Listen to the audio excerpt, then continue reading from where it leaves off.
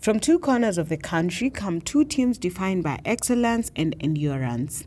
From the windswept plains of Kajiado to the green hills of western Kenya, my girls Isinya and Chavakali High School meet at the crossroads of intellect and determination. Both have fought through regionals and qualifiers, sharpened by experience and driven by purpose. This is more than a clash of schools. It's a collision of minds where strategy meets spirit and every word carries the weight of a journey hard earned. From the heart of Kajiado, my girls Isinya step forward with quiet focus and deliberate precision. Their journey has been defined by grace under pressure, a team that doesn't just debate, but designs their arguments with artistry and control. They move with unity, one thought leading to the next, one voice rising where the other pauses. Their strength lies not only in how they speak, but in how they listen, absorbing every challenge, then responding with balance and insight. Each round has refined them, their logic sharper, their teamwork stronger, and their presence more commanding. They embody the discipline of preparation and the poise of true thinkers.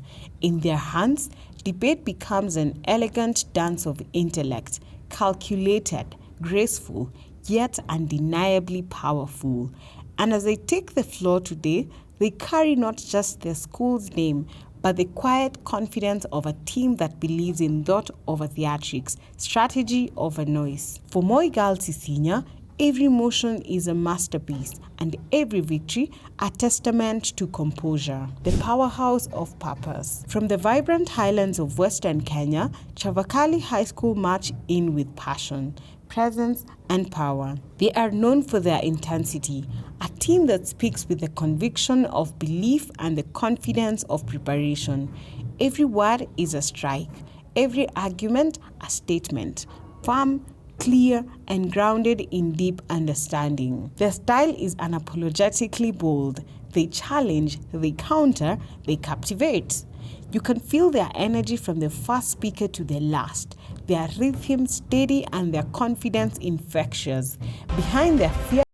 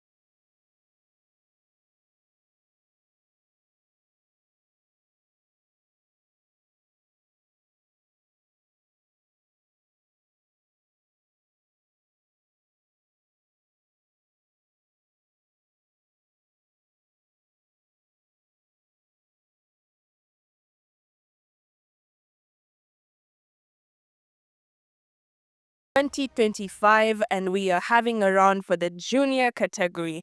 The motion of dissection reads, banks should restructure youth business loans so that repayment terms are linked to revenue growth and sustainable business outcomes rather than fixed timelines. I'll read the motion of dissection again.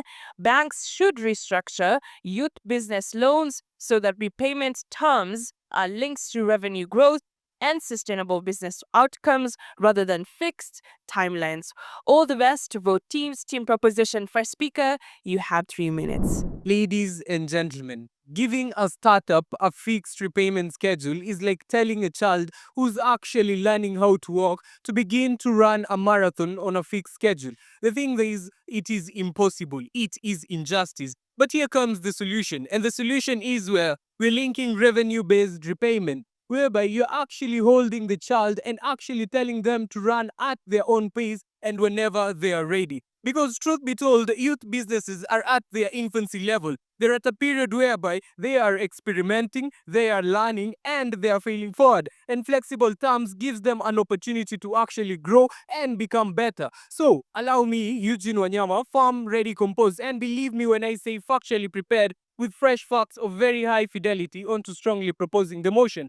But first of all, it is a very dire necessity that we get to have a crucial, mutual, and steadfast understanding of the motion at hand. So allow me to demystify the motion by breaking down the technical terms. First of all, the youth business loans. According to the Youth Business International of 2022, records that these are loans given to young entrepreneurs, typically between the age of 18 to 35 years. Secondly, sustainable business outcomes. According to the United Nations Global Compact of 2022, records that these are long-term responsible business practices that ensure financial growth, health, and environmental stewardship and social responsibility. Fourth, fixed timelines.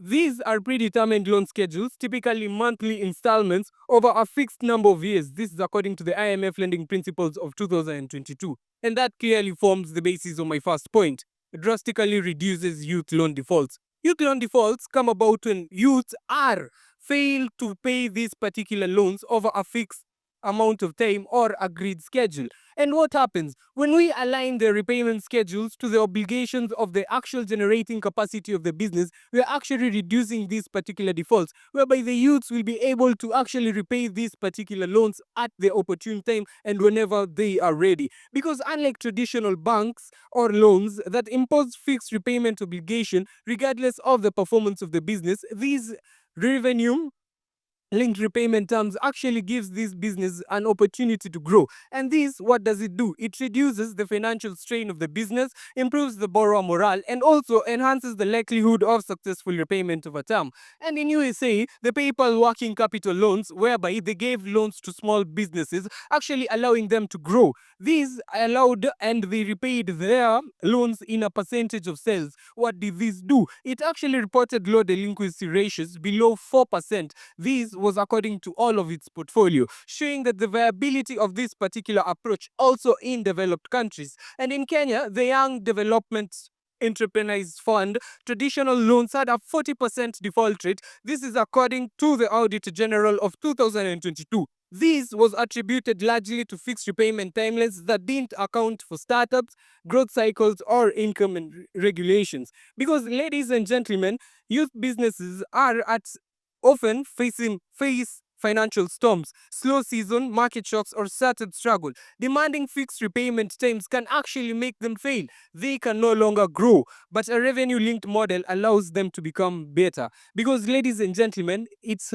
high time that you call a spade and accepted reality. Because a river cuts through a rock not by persistence, not by power, but by persistence. By aligning repayment with performance, banks aren't gambling, but they're actually growing with the borrower. I rest my case. We rise not to resist change, but to defend structure and sustainability. We are not against youth. We are for responsibility, transparency, and economic order. This motion replaces discipline with dependency, and we must say no because it is unrealistic. I am Maria Wairuri from the Isinya, here to firmly oppose the motion. Banks should restructure youth business loans so that repayment terms are linked to revenue growth and sustainable business outcomes rather than fixed timelines. But first, let's get you up to speed with the definition of terms. Youth business loans. To understand this, you must understand what a loan is. This is money given to another party in exchange for repayment of the loan principal amount plus the interest. Youth business loans. These are loans given to the youth for them to start their businesses and to support their early stage businesses. Repayment terms refers to the specific conditions under which a borrower agrees to repay a loan, including interest rates, Payment frequency and loan duration. Revenue is the total amount a business earns from selling its products and getting the necessary income without deducting any expenses incurred. Fixed timeline. In this context, it refers to a repayment schedule where the borrower makes equal monthly payments throughout the loan term. According to Bankrate, it takes about $100 for you to start an online platform and $750 for you to start your own restaurant. It takes 4 years for your business to be pointed in the right direction, 7 to 10 years for it to be what you fully envisioned in your mind. This is according to a well-known entrepreneur known as Will Scrotum. This brings me on to my first points.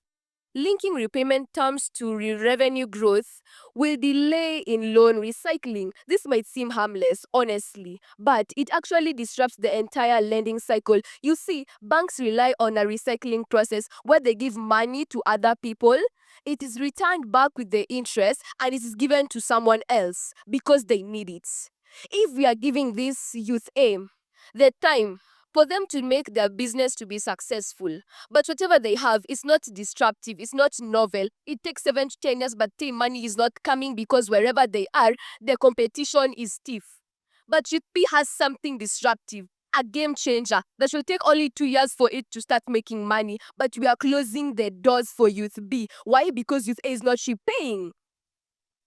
According to Kenyan Wall Street, 17.5% is the amount of non-paying, non-performing loans in Kenya, which has rose from 16.4% in 2024. Youth go through a loan process where they apply, they approve, loan agreement, disbursement, repayment, and completion. According to 2022 Lending Tree survey found that 60% of borrowers reported negotiating loan terms when applying. The proposition team is not just saying that the banks are unfair. They are saying that the people who are getting the money, the youth, they are not responsible. Why would you sign a contract knowing that you can negotiate the terms and then you go out saying it is unfair? This is not okay.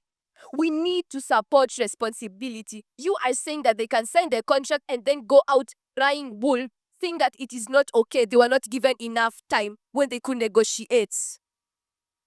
That has been my time. Thank you. Ladies and gentlemen, I think we're just witnessing one of the greatest heists in history.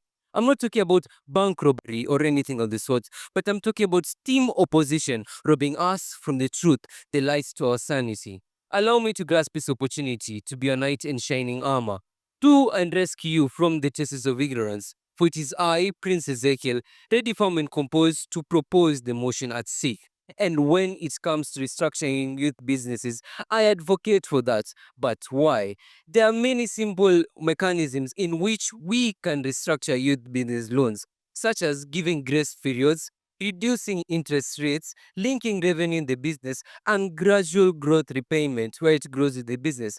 But we're not saying that the youth will come and cry later that it's so disadvantageous to them, but we're saying it will be advantageous to them. The first speaker said that it threatens the banking sector. Remember that there are countries which have already implemented restructuring youth business loans, and it has been so beneficial to them, such as USA, such as Uganda, and Kenya as itself, which leads me on to the basis of my first point. Linking repayments to revenue growth fosters business growth and long-term sustainability. When banks link loan repayments to how much a business earns, rather than having fixed timelines, they are able to create an environment where the youth are substantially able to pay whatever that they loaned, and they are able to invest in other critical areas in the business, such as inventory, marketing, staff training, and product developments. Because according to the OECD 2023 report, 80% of startups globally take between 2 to 4 years to reach consistent profitability. And according to the African Development Bank, 60 to 70% of youth businesses fail within the first 2 to 3 years, not because of restructuring youth businesses, but because of the fixed timelines that have been so unfortunate and so disadvantageous to them. But what if we incorporate restructuring youth business loans? Take, for example, Tafis in Kenya. Let's say a youth has such a business where in January and December they incur up high profit margins because parents are constantly buying shoes. But when it comes to July, they have low profit margins. And let's say he took a loan.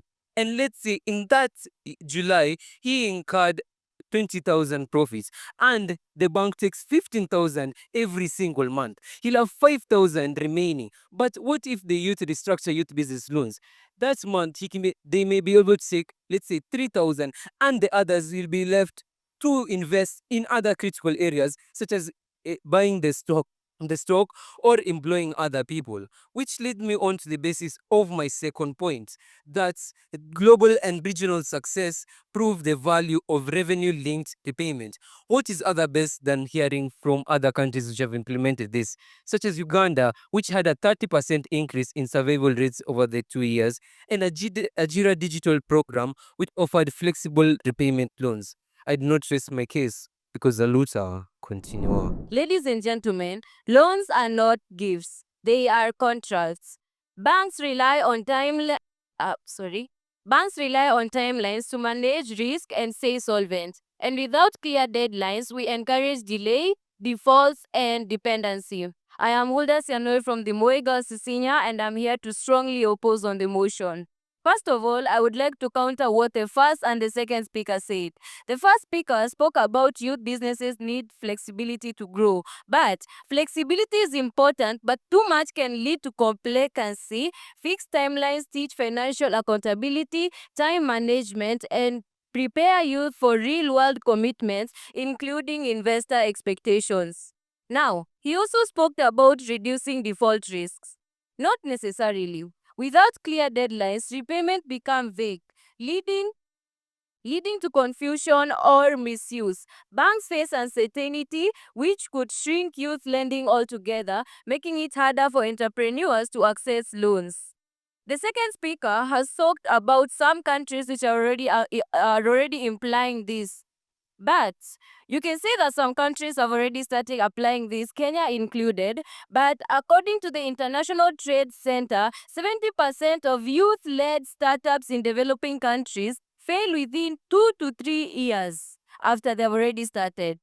Now, on to my first point. Banks need predictable payments. Why do I say this? Well, according to a study done by the Youth Enterprise Development Fund, over 14 banks in Kenya collapsed in the year 2021 due to poor repayment planning. You might wonder why. This is mainly because banks rely on regular money that is coming in so that they can lend to others. And if repayment depends on how well a business is doing, a bank won't know when or how much they'll get back. If a business doesn't grow or makes little money, banks might lose their investments. And without predictable payment, banks stop giving loans to youth altogether, fearing losses. On to my second point, it might encourage poor choices. You might wonder how. When repayment is based on business performance, some borrowers may feel less pressure to repay quickly. This can lead to poor decisions, misuse of funds, and failed businesses. It also makes banks hesitant to support the youth again. This can be proved by a research that was done by the National Bureau of Statistics that shows that in some rural areas in Kenya, fake youth groups had formed in order to acquire funds from the Youth Enterprise Development Fund, and they used fake names and only a few of the members were real. As a result, they acquired over 100,000 Kenya shillings as a funding from the development fund. They did not repay back and ran out, and they disappeared. As a result, the government therefore lost money and genuine youth groups missed out on funding. This behavior also damaged trust between banks and youth borrowers. Thank you. That has been my time. I raised my case. Ladies and gentlemen, if banks truly want to foster innovation, shouldn't they align repayment term to actual business performance rather than posting startups into financial distress? Your very own Benjamin Odhiambo is before you representing Chavakali High School and the farm ready and composed to propose the motion by specifically arguing out the following. Before I key in the points, the team opposition, You came and told us about delaying in loan recycling, came and told us about responsibility according to your first speaker. The second speaker came and told us about loan or contracts, and also she told us about startups fail. Ladies and gentlemen, when we speak of banks should restructure youth business loans, underline the term restructuring. You know, when we are going to link it to fixed timelines, they are going to be correct. But as team proposition, when we restructure it, it means there are going to be changes in the operation and the systems of the banks. Therefore, everything that is going to align itself should be linked to revenue growth and even sustainable business outcome. For instance, the first speaker told us that he's going to delay in loan recycling. Remember, when it is going to delay in loan recycling, if it is going to be attached to fixed timelines, yes, she's saying the truth. But in our case, when it is aligned and linked to revenue growth, the banks are going to study the business and are going to give and point out that such are where revenue growth are coming up. And therefore, if there should be loan recycling, we should be keen in how the youth are going to return. That is why loan recycling cannot be delayed when we link them to the sustainable business outcome and even revenue growth. There's a point also on responsibility of the first speaker, opposition side said. I clearly want to say that as much as you complain about responsibility, this one worked in India. Remember, India, given by research by Smart Business Circle, India formed a scheme known as the Mudras Flexible, whereby they related their loans and linked their loans to sustainable business outcome that helped over 85% of the business that are continuing and happening in India at the moment. So responsibility to our side proposition is not going to be a failure. You talked about, the second speaker talked about contract. Yes, loans are contract, but we have two dimensions. Are they contracts to fixed timelines or are they contracts to revenue growth and business outcome? If at all they are going to be contracts to the fixed timelines, she is saying the truth. But for our side, we're specifically aligning to revenue growth and even sustainable business outcome. When the banks and even the youth agree that we are signing a contract of linking whatever we are giving unto you, that is the loan, to your revenue outcome, we are going to say that the contract will work with us. So, ladies and gentlemen, what team proposition is saying is that there are better ways. The ways are reducing interest rate, linking revenue in the business, gradual growth repayment, are agreeing with restructuring these youth business growth. And for that, I rest my case. I am Shanice Wanjiru representing the Moi Girls Isinya. Number one, to the second proposal, I would like to ask, yes, have you heard about our very own Hustler Fund? Our Hustler Fund has been mismanaged and there's a whole lot of fraud to the point that they are even giving loans to minors. And they also have default rates of up to 64%. This means that nearly half, not nearly half, above half of the people who borrowed money did not pay back their loans. And also, why fix something that ain't broken? Our loan system works just fine. The banks already have a tight framework. Banks do not have neither the time nor the staff to keep on following up. It would be rather expensive to keep on following up on the youth while you already have a working system, won't it? Now,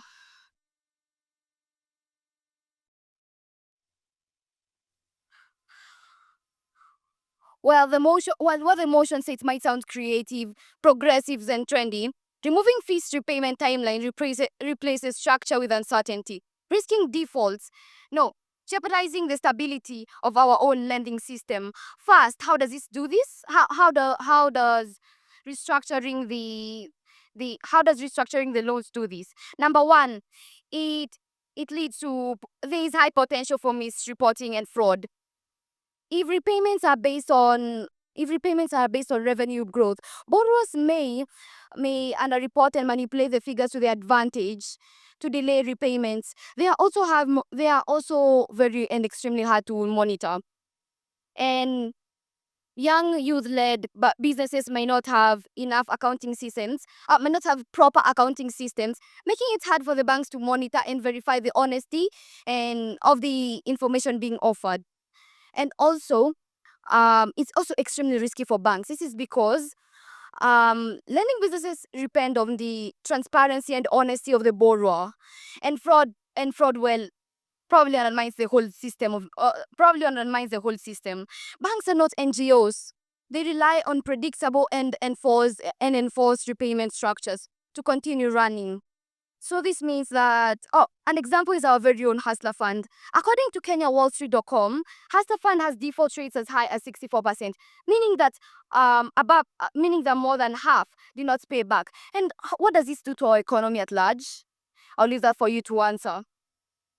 Fixed timelines encourage discipline and planning. Just as a student plans better for an exam or for a test when they know the due dates, youth tends to budget and prioritize on clear repayment when they know the day that they should pay back, when they have a clear system. According to Business Daily, Africa Central Bank, for the 60.7% of micro and small enterprises in 2024 have default. This is a large number compared to the seemingly small 48.8% in the year 2022 October. According to KenyaWallStreet.com, 48.8% of the borrowers in Kenya either missed payments or paid less than the agreed amounts. A survey by the FSD, the financial sector deepening Kenya, shows that businesses with clear repayment rates have a 20% more chance of sticking to their own growth targets. My third point is that Kenya's experience has already shown that this is very risky. Young enterprise developers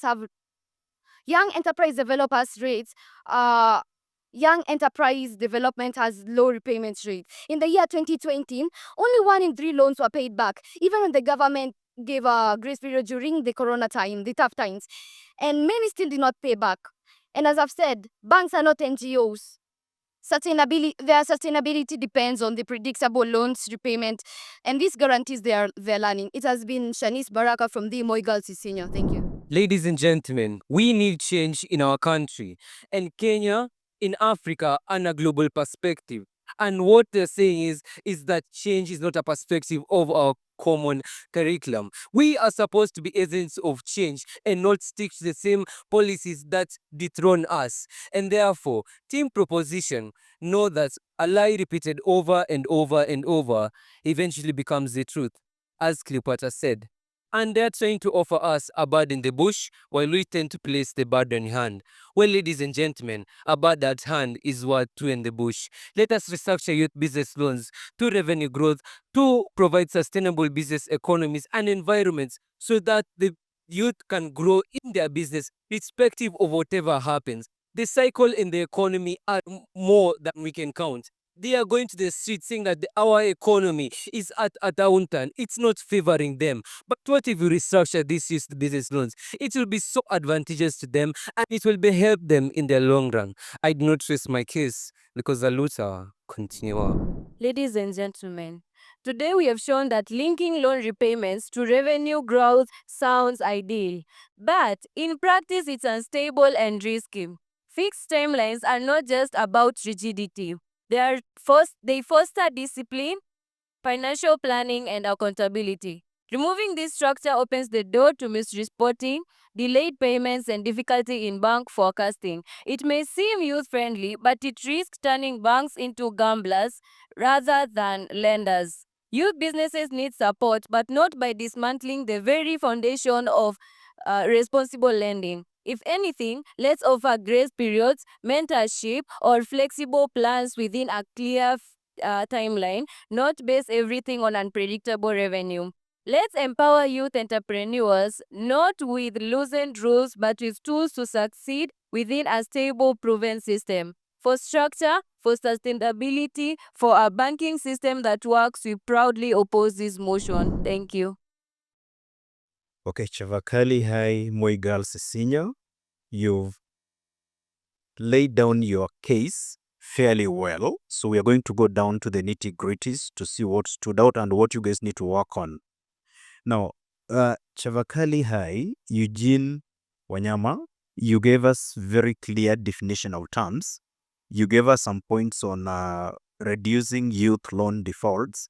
That needs to be supported with case studies. Something on the case studies, you need to work on that.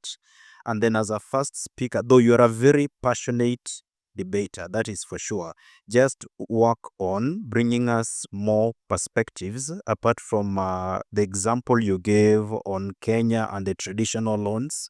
I wish you could have gone ahead to give us a broader perspective. And then you also need to be time conscious. But you're a debater with a lot of potential. Your passion and conviction speaks out for itself. Maria Wairuri, you also gave us some very clear definition of terms. You're actually a very confident and very passionate debater. But now, Maria, at one point you were going over and over without giving clear topic statements which are connected back to the motion. So we were trying to look for case studies to build up your point, and that was not clearly coming out. However, the local perspective you gave of the Kenya Wall Street, that came out well, but you could have still gone ahead to expound more on what that is. But your stage presence is perfect. You are a debater with a lot of potential. Now, Prince Ezekiel and Holder Sianoi, your roles as second debaters is to rebuttal. That was not done so well. However, Prince, you tried to give rebuttals, but then I wish you could have gone ahead to poke holes into what Maria said in order to score better marks for style and presentation. And then, Prince, you gave us very good points towards the end when telling us that which is this restructuring or where is this restructuring works. You began talking about Ajira digital program, which was a very good example you could have actually begun with, because the question that was on the judge's mind is, where has this restructuring happened? Which countries globally, regionally? In Kenya, do we have a bank or a financial institution which has done this, and what are the results? So that bit on content was not really coming out, but then you also are a very confident debater, which is a very good ingredient of a debater. Now, Hulda, you read a lot. There was quite some reading from your end, and that needs to be worked on, because when you read, technically you affect all the other assessment criteria that we take a look at from the judging desk. And then when you talk about it encourages poor choices, that's a very good statement which can be supported by relevant examples to make your argument go home solidly.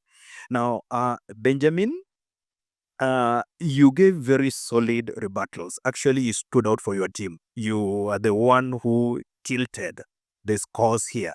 Very solid rebuttals, a very eloquent debater. Your stage presence, top notch. Just work on giving us case studies to also build your argument. Now, Shanice, there is something so wonderful about your voice. We listened to you and we were like, this is a very coherent argument. But then, Shanice, you technically read everything.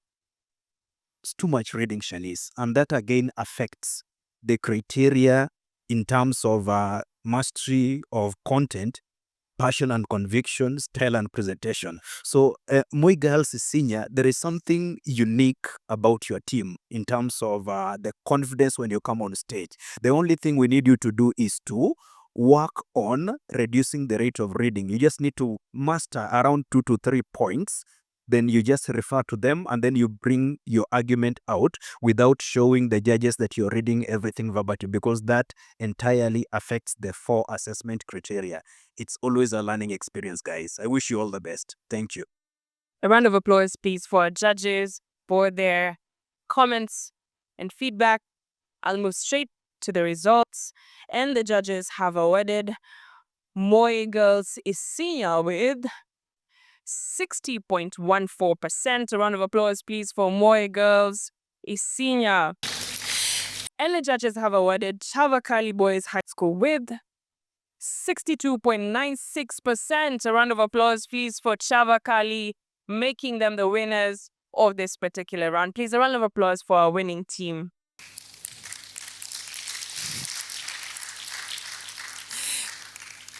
Ladies and gentlemen, we have come to the end of yet another episode here at the Debate Circle. I have been your host, Jaina Cheng, and until next time, it's goodbye from us. Remember to check our social media handles, that's at the Debate Circle, across all our platforms. And until next time,